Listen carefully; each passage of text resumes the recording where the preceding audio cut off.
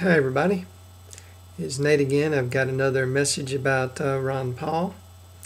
It's the day before the New Hampshire primaries, and it looks like he might have a pretty good following there in New Hampshire. So I guess we'll just have to wait and see what happens. It's pretty exciting to me. I'm looking forward to seeing what the people of New Hampshire think, because New Hampshire is the live free or die state.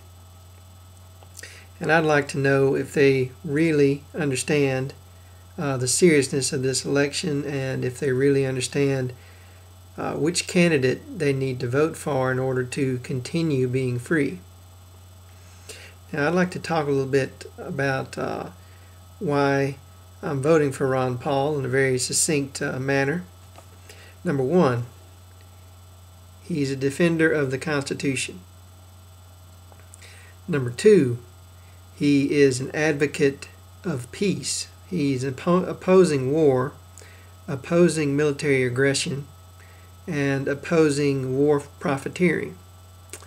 Number three, he advocates free markets and sound money.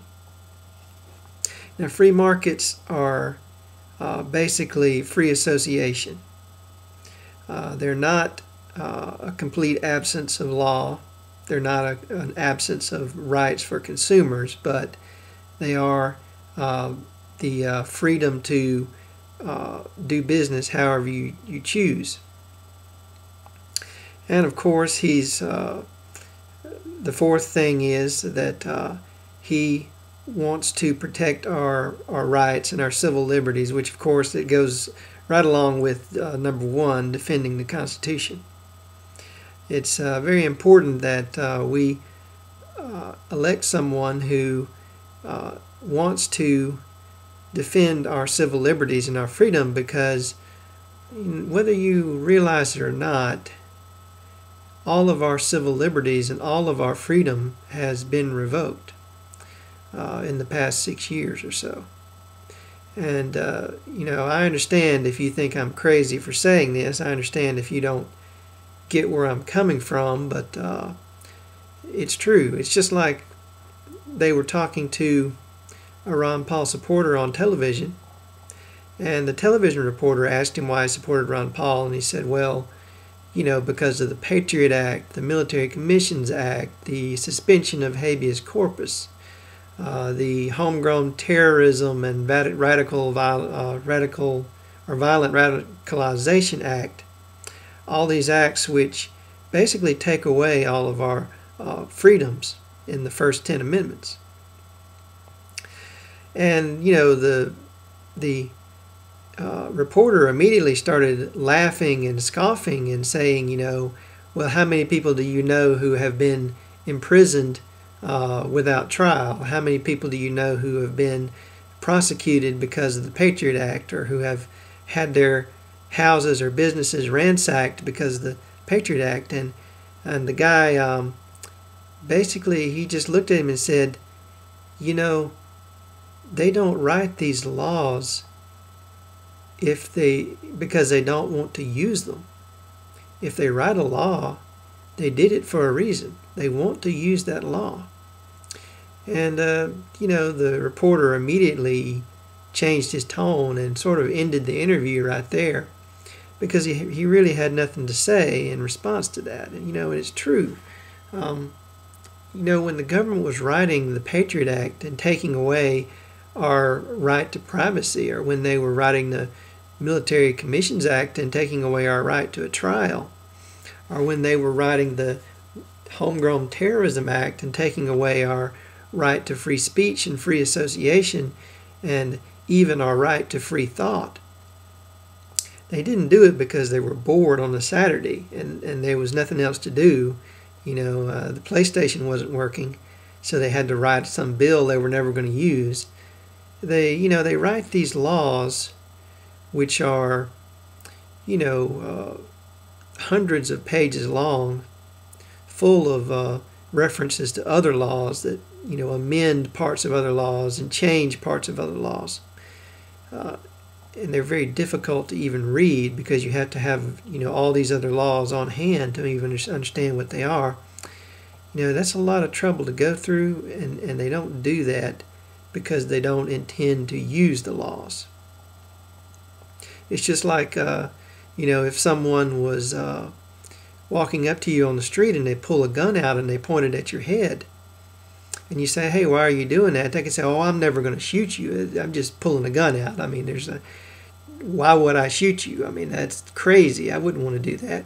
So then they pull out another gun and they point it at your head, and you say, "Hey, look, I don't think I like this very much. You got two guns pointed at my head." And they say, "Well, that's overkill. Why would I ever want to do that? Why would I want to use these guns? I'm just doing this for your own protection." And that's basically what we're looking at in this country today. I mean, they're writing all these laws, and they expect us to just not believe that they really intend to use them. But what they're doing is they're slowly setting up the apparatus that they can enslave us with. They're slowly taking away all our rights and slowly adding powers to themselves. And the end goal is to use those powers and to take advantage of the fact that we don't have anything to fight back with. If we don't have the right to a trial and they arrest us and claim we're a terrorist, well, we're fucked. There's no way out of that. So I think people really should be a little bit more disturbed about what's going on in this country right now. People should be really more disturbed about what's going on in other countries in our name.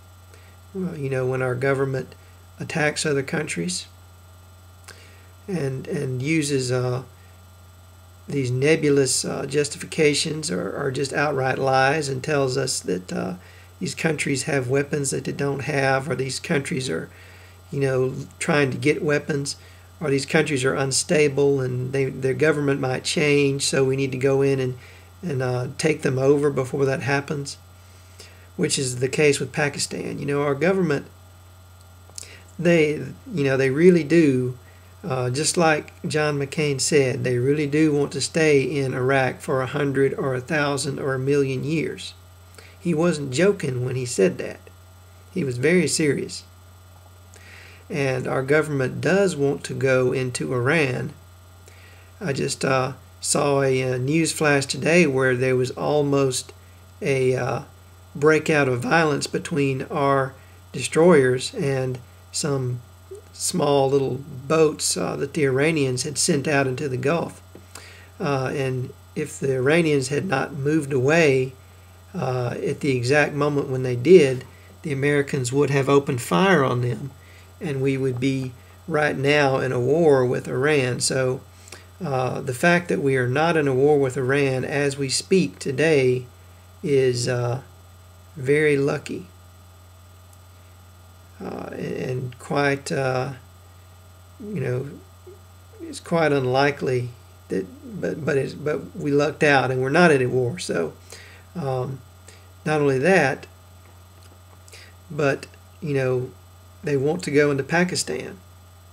And they want to go into Pakistan because Benazir Bhutto was assassinated, and our puppet dictator is, in danger of losing his authority and being overthrown. And they want to go in and take that country over before that happens, just so that there's no danger that the Taliban or someone else might somehow get in charge of the country and try to use their nuclear bombs on us. And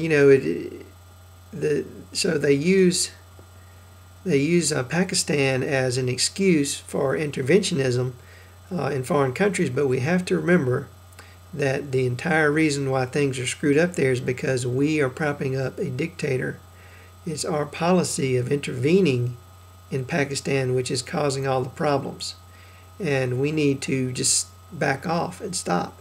And if there are any problems down the road, we can look at that when it happens. But we can't be continuing on this failed policy the way we are It's just not going to work. Thanks a lot for listening.